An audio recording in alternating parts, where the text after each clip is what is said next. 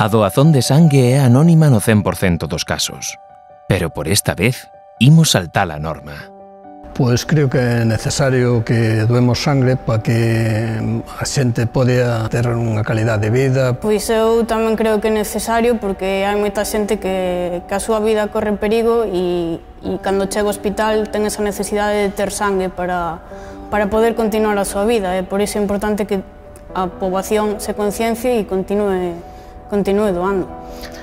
Pois tú eres moi nova, quedache moito por diante e a concienciar esa xente que falta. Eu, pois, agora xa non podo doar máis. Xa cumplín a edad de 65 e os novos son os que tendes que tirar.